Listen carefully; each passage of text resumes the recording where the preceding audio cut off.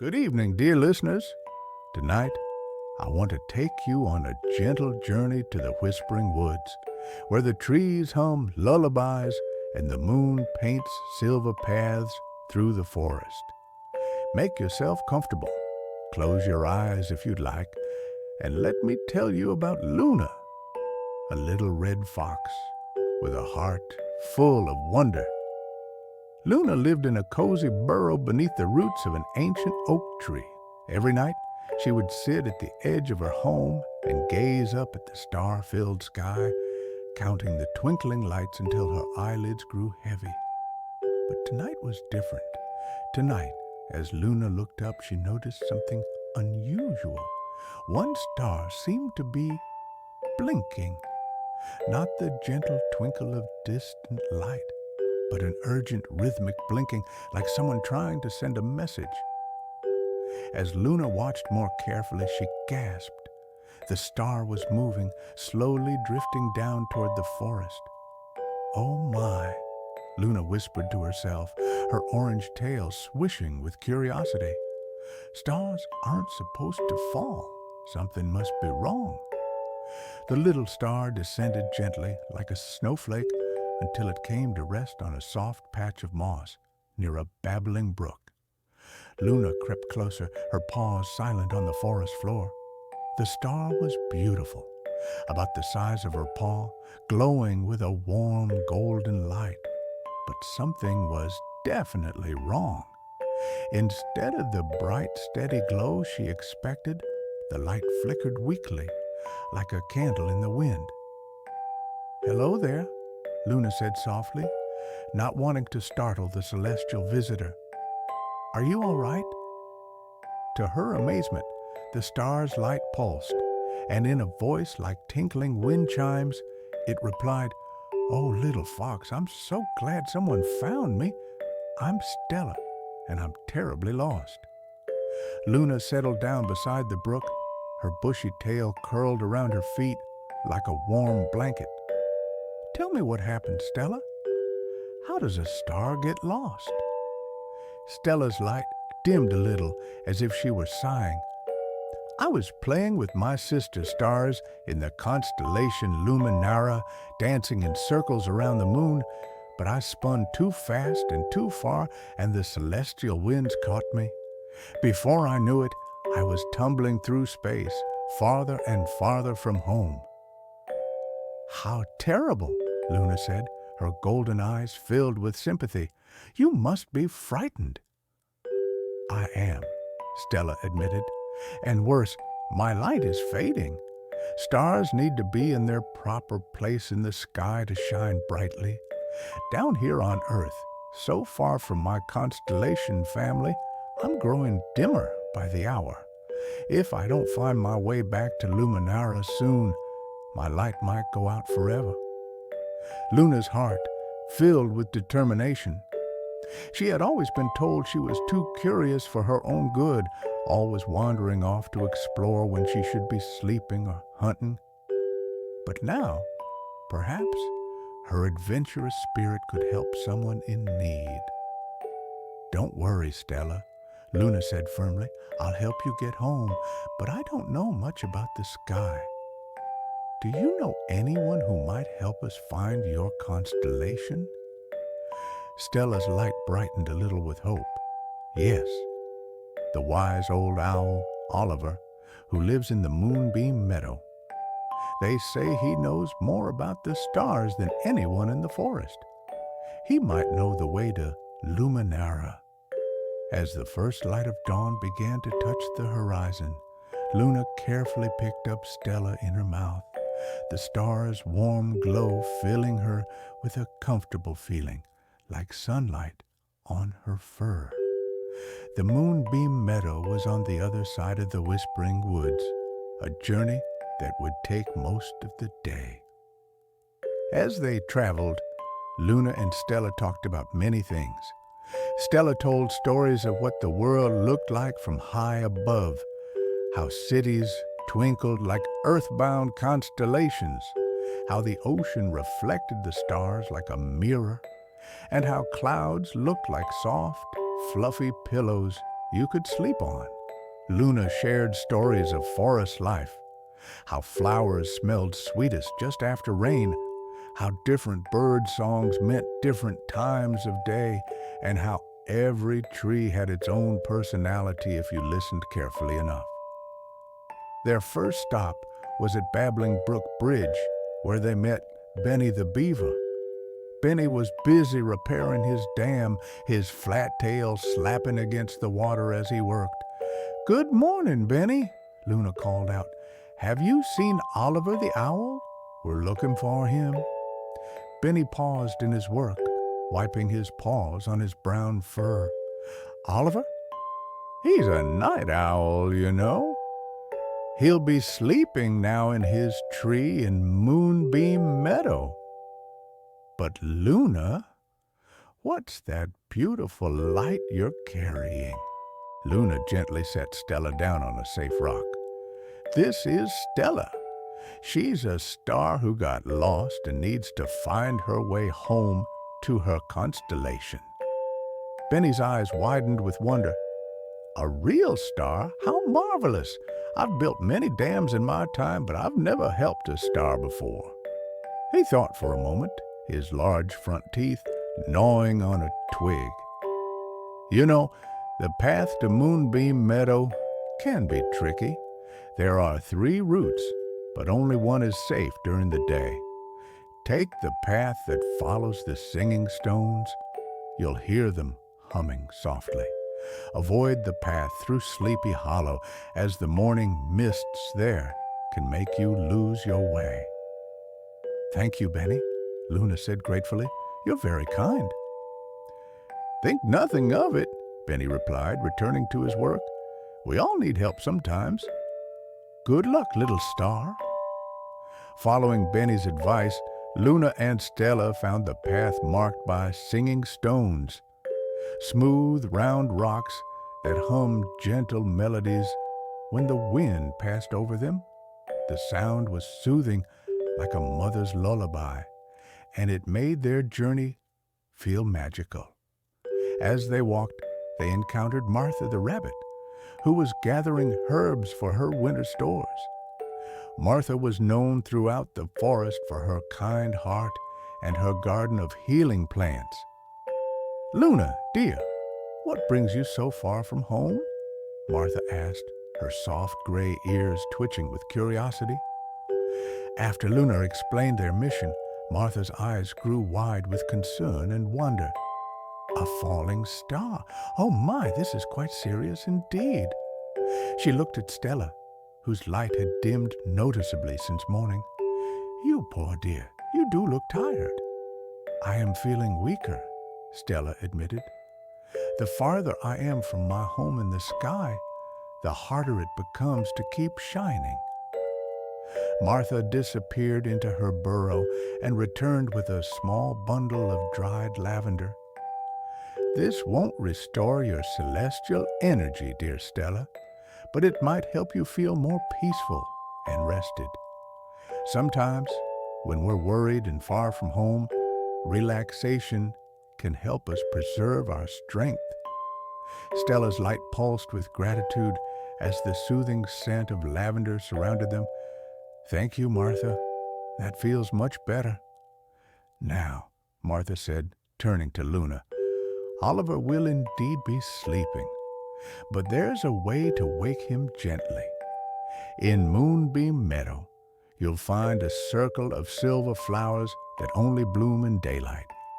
If you make a soft rustling sound with those flowers, Oliver will know someone needs his wisdom urgently. He's never refused to help when it's truly important." By afternoon, Luna and Stella finally reached Moonbeam Meadow. It was even more beautiful than Luna had imagined. A circular clearing filled with wild flowers of every color, surrounded by tall, graceful trees.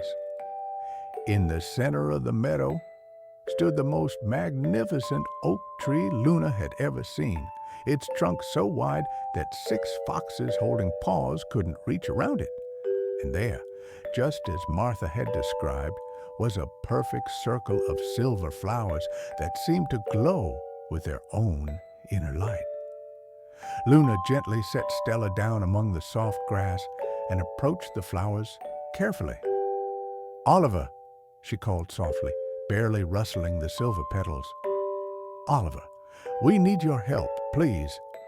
For a moment, nothing happened.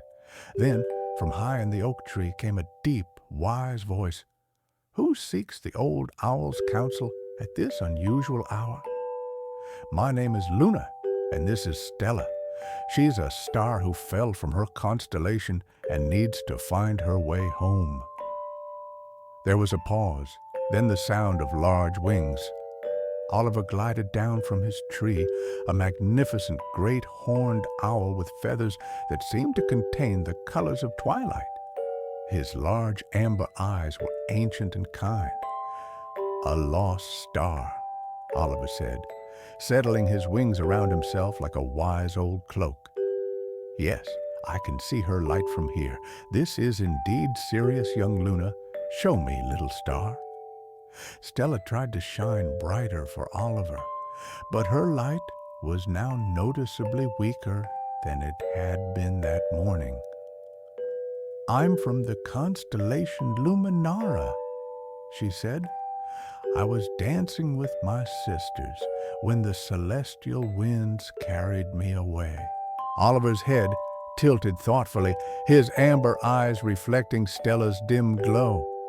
"Luminara? Yes, I know it well.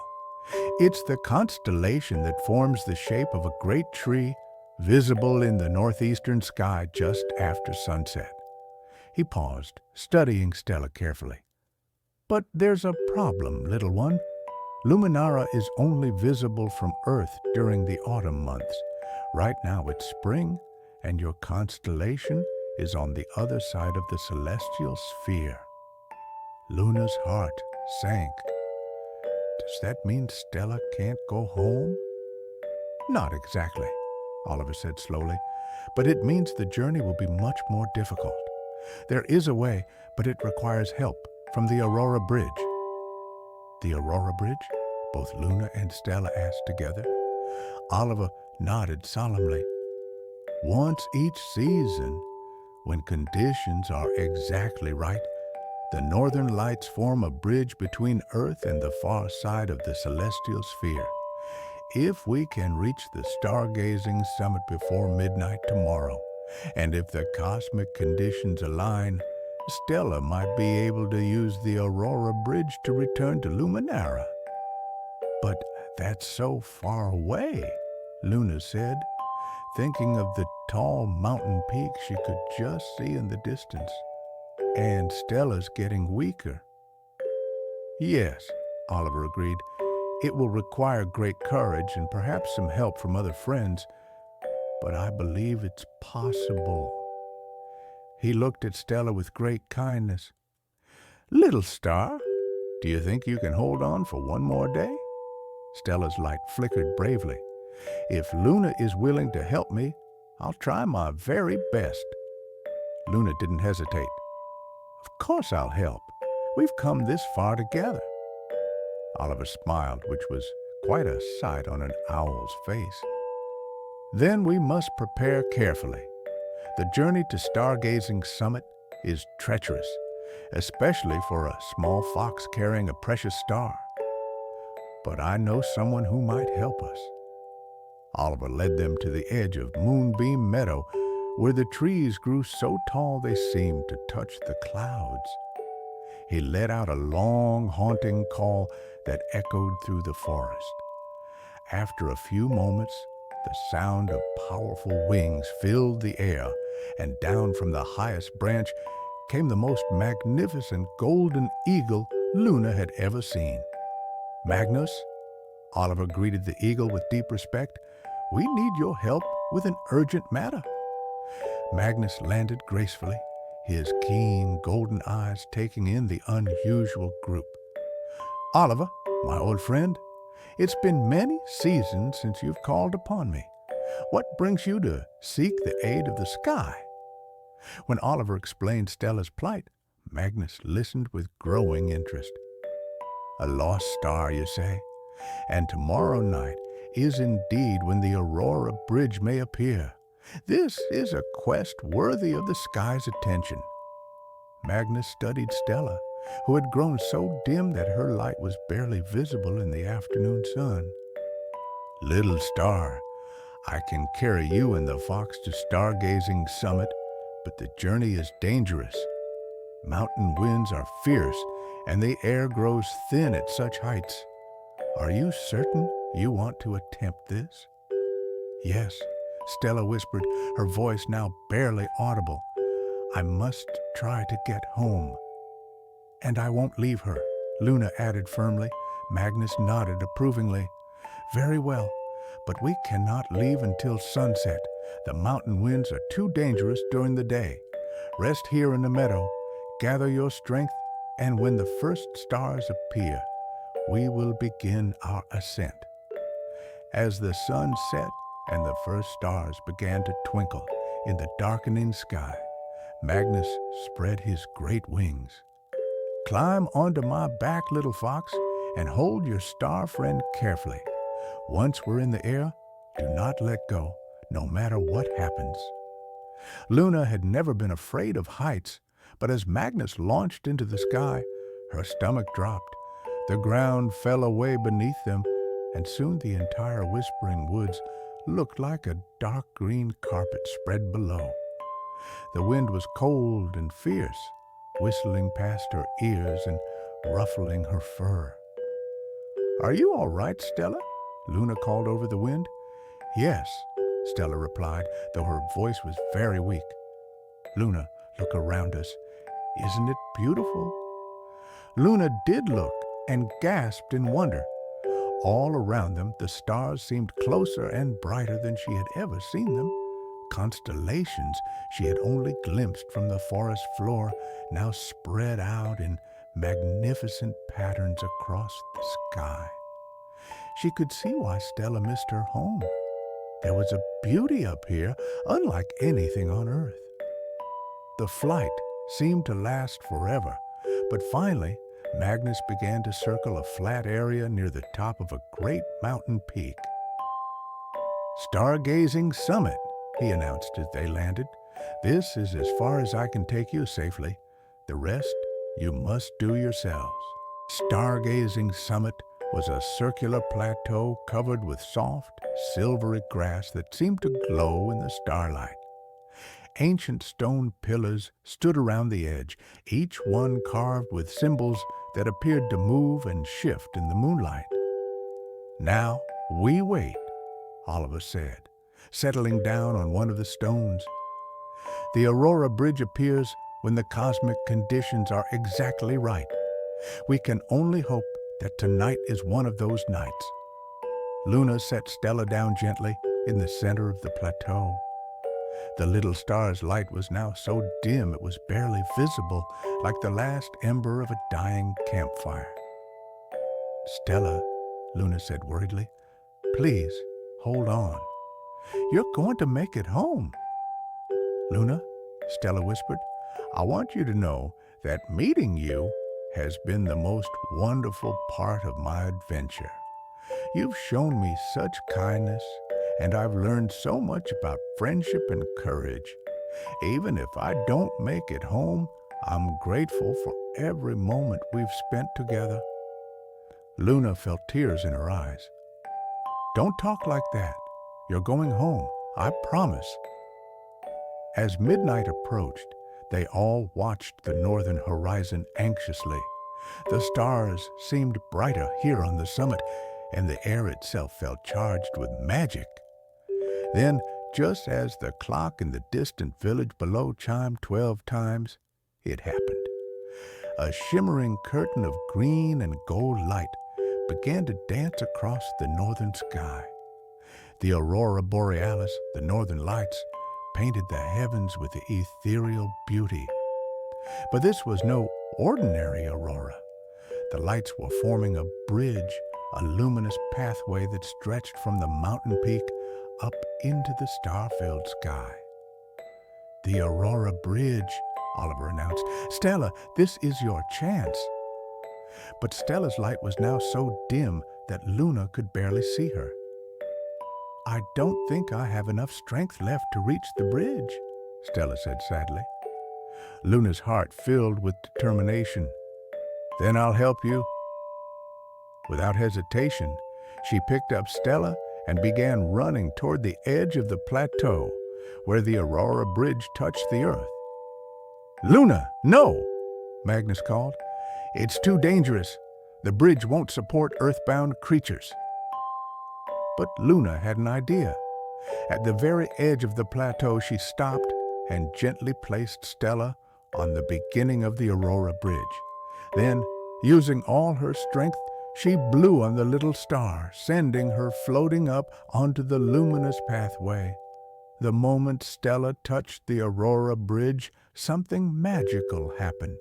The bridge itself seemed to recognize the lost star, and beams of light began flowing into Stella, restoring her glow. As she grew brighter, she was able to float higher up the bridge. Luna, Stella called down, her voice strong again, her light now brilliant gold. Thank you for everything. Will I ever see you again? Luna called back. Every clear night, look for the constellation Luminara in the northeastern sky. I'll be there, thinking of you and shining extra bright. And with that, Stella floated up the Aurora Bridge, her light growing more brilliant with each moment, until she became one with the dancing colors of the northern lights, carried home to her constellation family. The Aurora Bridge faded as quickly as it had appeared, leaving only the regular aurora dancing across the sky. Luna stood at the edge of the plateau, feeling both happy and sad. Happy that Stella had made it home, but sad to lose her new friend. You did something very brave tonight, young fox, Oliver said, placing a gentle wing on her back. Not everyone would have risked their own safety to help a stranger. Magnus nodded in agreement. You have the heart of a true friend, Luna. Stella was lucky to find you. The journey home was peaceful. Magnus flew them back to Moonbeam Meadow as dawn was breaking, and Luna walked the rest of the way through the awakening forest. All the friends they had met along the way, Martha the rabbit, Benny the beaver, came out to hear about their adventure and to celebrate Stella's safe return home. That evening, Luna climbed to the top of her favorite hill near her burrow and looked up at the sky. There, in the northeastern horizon, she could see the constellation Luminara for the first time, a beautiful pattern of stars that indeed looked like a great celestial tree. And there, at the very top of the constellation tree, one star shone just a little brighter than the others. As Luna watched, the star seemed to twinkle in a familiar rhythmic pattern, not the urgent blinking of distress, but the gentle pulse of a friend saying hello. Hello, Stella, Luna whispered up at the sky. I'm glad you made it home. From that night forward, whenever Luna felt lonely or faced a difficult challenge, she would look up at Luminara and remember that true friendship knows no distance, and that sometimes the greatest adventures begin with simply choosing to help someone in need.